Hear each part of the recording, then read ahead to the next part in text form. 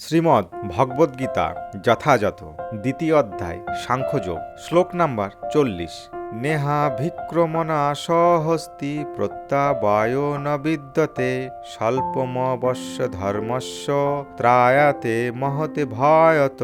শব্দার্থ: ন নেই, হই এই যোগে অতিক্রম প্রচেষ্টা, নাশ বিনাশ, অস্তি আছে, প্রত্যবায় হ্রাস, ন বিদ্যতে হয় না, স্বল্পময় অল্প, অপি যদিও, অশ্ব এই, ধর্মস্য ধর্মের, ত্রায়াতে ত্রাণ করে, মহত মহা, ভয়াৎ ভয় থেকে। অনুবাদ: ভক্তিযোগের অনুশীলন কখনোই ব্যর্থ হয় না এবং তার কোনো ক্ষয় নেই। তার স্বল্প অনুষ্ঠানেও অনুষ্ঠতাকে সংসারস্বরূপ মহাভয় থেকে পরিত্রাণ করে। তাৎপর্য: নিজের সুখ সুবিধার কথা বিবেচনা না করে কৃষ্ণ ভাবনাময় কর্ম বা শ্রীকৃষ্ণের সেবা করাই হচ্ছে সবচেয়ে মহৎ কাজ। কেউ যদি একটু একটু করেও ভগবানের সেবা করতে শুরু করে তাতেও কোনো ক্ষতি নেই এবং ভগবানের এই সেবা যত নগণ্যতেই হোক না কেন কোনো অবস্থাতেই তা বিফলে যায় না। জড়জাগতিক স্তরে যে কোনো কাজকর্ম যতক্ষণ পর্যন্ত সুসম্পন্ন না হচ্ছে ততক্ষণ তার কোনো তাৎপর্যই থাকে না, কিন্তু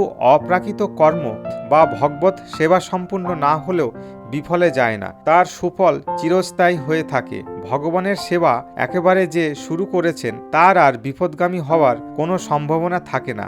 এক জন্মে যদি তার ভগবত ভক্তি সম্পূর্ণ নাও হয় তবে তার পরের জন্মে সে যেখানে শেষ করেছিল সেখান থেকে আবার শুরু করবে। এভাবেই ভগবত ভক্তির ফল চিরস্থায়ী থাকে বলে ক্রমান্বয়ে জীবকে মায়ামুক্ত করে। শ্রীমদ্ ভগবতে অজামিলের কাহিনীর মাধ্যমে আমরা জানতে পারি খানিকটা ভগবত ভক্তি সাধন করে অধপতিত হওয়ার সত্ত্বেও সে ভগবানের অহেতুকী কৃপা লাভ করে উদ্ধার পেয়ে যায়। এই সম্পর্কে শ্রীমদ্ ভগবতের প্রথম স্কন্দের ৫ম অধ্যায়ের ১৭ নম্বর শ্লোকে বলা হয়েছে, তক্ত সধর্মম চরণাম্বুজম হরর ভজনা পক্যহত পততত্তয়দি যত্র কবা ভদ্রমুদ্যমুষ্য কিম কো ব্যর্থ অবাপ্ত ভজনম সধর্মমতঃ।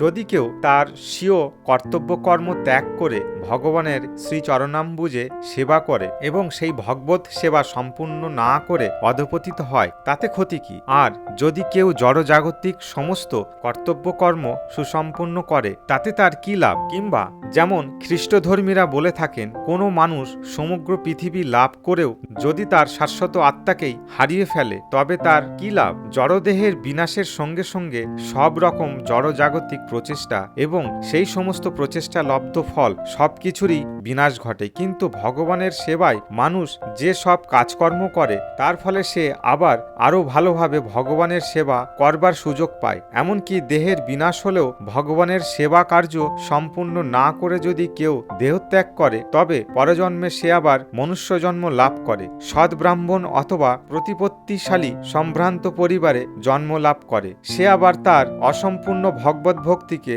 সম্পূর্ণ করে ভগবানের কাছে ফিরে যাওয়ার সুযোগ পায়। কৃষ্ণ ভাবনাময় কর্মে আত্মনিয়োগ করার এই হচ্ছে অতুলনীয় বৈশিষ্ট্য।